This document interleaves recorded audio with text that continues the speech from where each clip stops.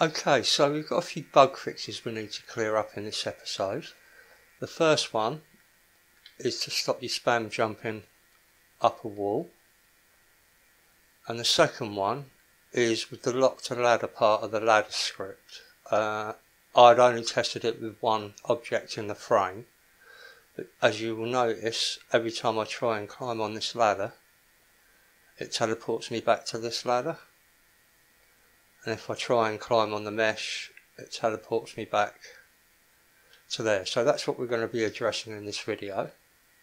But before we do that, we've got a couple of quick mods to the player controller. First thing we want to do is change collision detection to continuous. Then we want to open up the player controller script, jump into our bool section, and below the public bool can jump, you want to add another public bool, hide it in the inspector and call it disable movement. Okay, now if we copy that and jump down into fixed update, get rid of the if not wall jumped part and replace that with disabled movement. And then we want to jump down into the jumping section, find the coyote time jump and add and not coal is touching wall. You can then save the player controller, and that's everything done in the player controller. We want to go into the wall jump script and into the disable movement coroutine, and then we just want to add player controller disable movement equals true, and then on the bottom we just want to re-enable it. Player controller disable movement equals false. Now if we save that, jump back into Unity when it lets me, press play,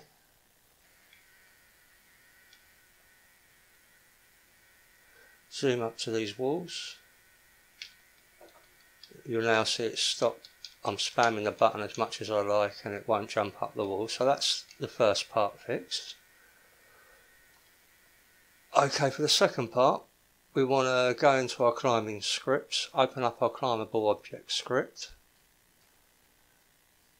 and in the variables section we need to add a new variable.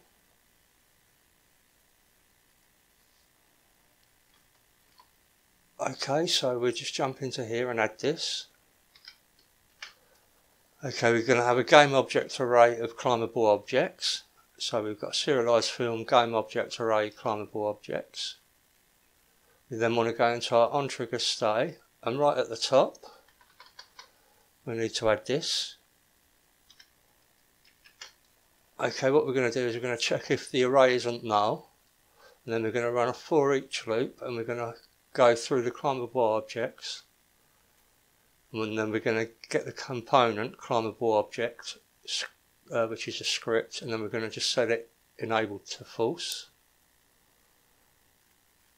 Okay, and then if we jump down onto our on trigger exit, under where we unlock the ladder, we basically want to reverse that.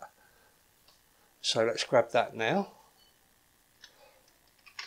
Okay, so again we're going to do the same for each loop, but this time we're going to set enable to true, and then below that just reset the gravity scale, so rb.gravity scale equals player controller gravity multiplier. Okay, you can now save that, jump back up into Unity. Now if we have a look on our prefabs, we've got this array, so on the mesh we'll add each ladder. On ladder 1 we'll add the mesh, and ladder 2, and on ladder 2 if we add the mesh and ladder 1. If we now click play,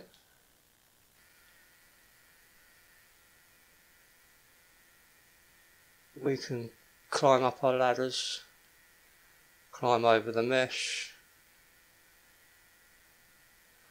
jump up and down as intended. Like I said, the lock to the ladder was a bolt on that was requested, so I added it at the last minute and didn't check it thoroughly, so that's my bad. But there's bug fixes.